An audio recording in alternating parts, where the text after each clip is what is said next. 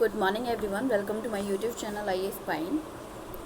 तो जैसे कि आप सभी लोग जानते हैं कि हमने लास्ट की वीडियोस में जाना था क्लास 8 का 9 चैप्टर, और 9 चैप्टर में पार्ट 1 के बारे में हम लोग बात कर चुके हैं। और आज की वीडियो में हम लोग पार्ट नंबर 2 के बारे में बात करने वाले हैं।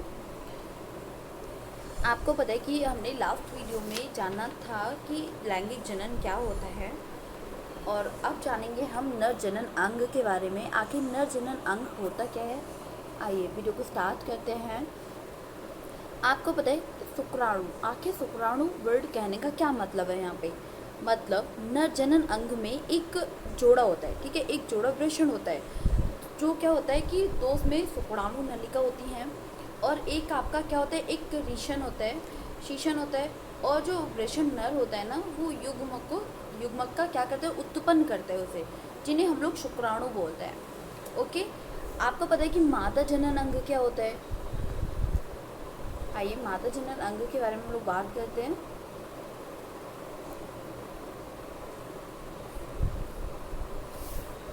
मादा जनन अंग में क्या होता है कि एक जोड़ी तो अंडाशय होते हैं, दैन क्या होता है, अंडवाहिनी होते हैं, और फिर होता है आमाशय। क्या होता है, आमाशय होता है। अगर आप पिक्चर में देख पा रहे हैं तो आप यहाँ पिक्चर में देख पाएंगे, तो यहाँ पे क्या क्या है, यहाँ पे इसमें एक अंडवाहिनी है, अंडाशय है, और क्या क्या है यहाँ पे, अंडवाहिनी, अंडाशय और गर्भाशय। आपको पता है जो अंडवाहिनी होती है, अंडवाहिनी कहने का मतलब क्या होता है, आपको पता है। अंडवाहिनी मतलब अंड वाली नलिका, और जो अंडाशय होता है, अंडे को रखने वाला थैला, ये क्या हो गया, अंडाशय हो गया। और जो गर्भाशय होता है वो होता है आश्चर्य लेता है, मतलब एक आश्चर्य लेता है, यहाँ पे वो रहता है बीच में। ओके, आपको यहाँ तक समझ में आया।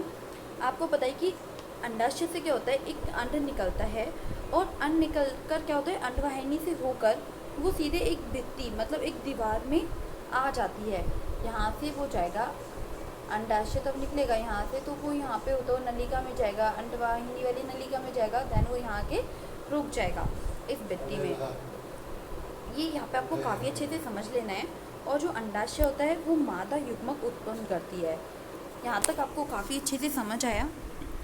अब आपको समझना है अंडाणु के बारे में, आखिर ये क्या होता है।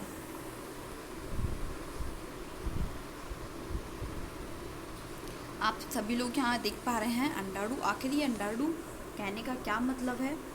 अंडाणु मतलब जो मादा युग्मक होता है ना, जो मादा युग्मक उत्पन्न करते हैं अंडे को, तो उसे हम लोग क्या बोलते हैं, अंडाणु बोलते हैं, या फिर डिम्बुक बोलते हैं। स्त्रियों के प्रति जो महीने होता है, महीने के दिन में क्या होता है, अंडाशय में से किसी एक अंडाशय से क्या होता है, एक विकसित वो होता है अणाणु, ठीक है। तब अंडाणु अथवा एक तरीके से जब निषेचन होता है उसका अंडवाहिनियों में, तब उसका निर्मोचन होगा। अंडवाहिनियों में होता है उसका निर्मोचन। आप सभी लोग यहाँ पिक्चर में भी देख पा रहे हैं।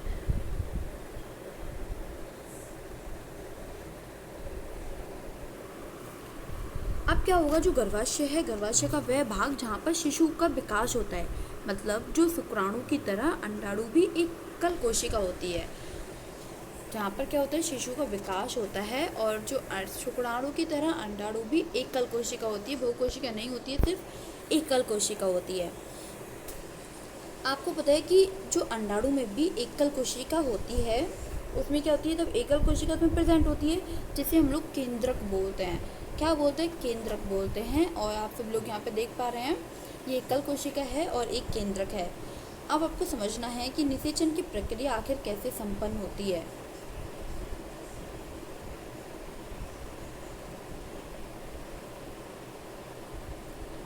देखिए आप सभी लोग यहाँ देख पा रहे हैं, इसमें क्या हो रहा है, बहुत सारे एक ही समय में क्या हो रहा है, जो मानव है, मानव के शरीर से युग्मक लाखों की संख्याओं में निकलते हैं, मतलब लाखों करोड़ों की संख्या में वो निकलते हैं, और वो काफ़ी तेज मिलने की मतलब कोशिश करते हैं।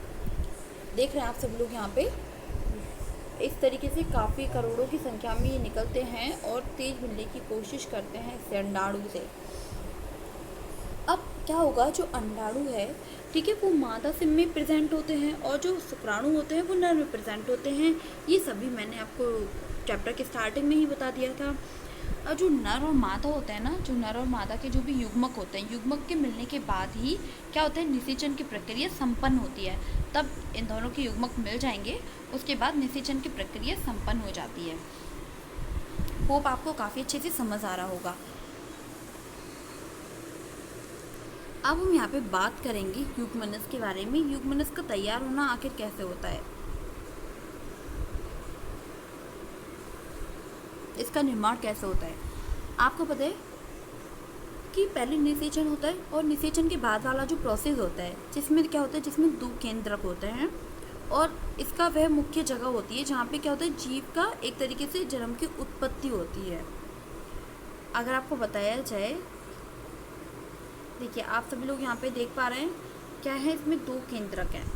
यहाँ तक आपको समझ में आए काफ़ी अच्छे से, काफ़ी इम्पोर्टेंट टॉपिक है ये। अब आपका आता है निषेचन। आखिर ये निषेचन क्या होता है, काफ़ी अच्छे से पता होगा, अभी मैंने आपको बताया था। क्या होता है, जनन का जो प्रक्रम होता है, पहला चरण, ठीक है, शुक्राणु और जो अंडाणु होते हैं उनका संलयन होता है। अब क्या होता है, जो जब शुक्राणु होते हैं और अंडाणु होते हैं तो उनके तब वो संपर्क में आता है। शुक्राणु क्या होते हैं, तब वो अंडाणु के संपर्क में आते हैं।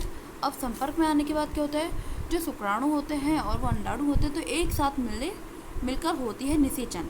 तब शुक्राणु और अंडाणु तब एक साथ मिलते हैं तो निषेचन की प्रक्रिया होती है। और क्या होता है, उसके बाद में क्या होता है, 2 निषेचन के बाद वो क्या होते हैं, एक हो जाते हैं और जिससे तैयार होता है युग्मनस का। ओके, यहाँ पे आपको समझ आया। देन आपको यहाँ पे ये भी समझ लेना है,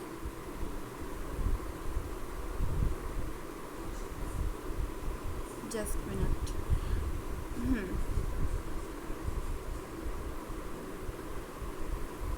आपको पता है कि नई संतति में कुछ ऐसे लक्षण अपनी माता से आते हैं, जो कुछ अपने पिता से भी आते हैं।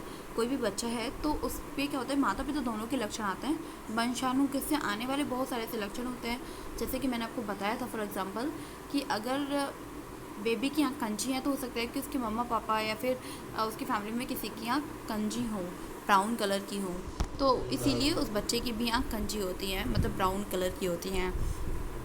होप आपको यहाँ पे समझ आया होगा।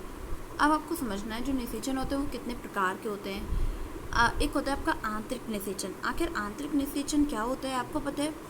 आंतरिक निषेचन, मनुष्य में जो निषेचन होता है उसे हम लोग आंतरिक निषेचन बोलते हैं। ठीक है, आप सभी लोग यहाँ देख पा रहे हैं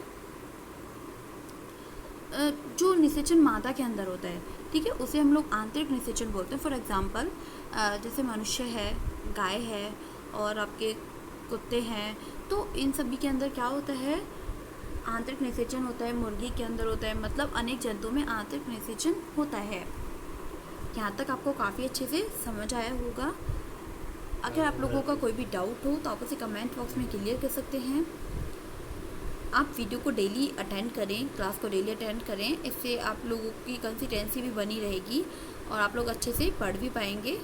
कोई भी डाउट रहता है आप उसे पूछ सकते हैं बहुत ईजीली।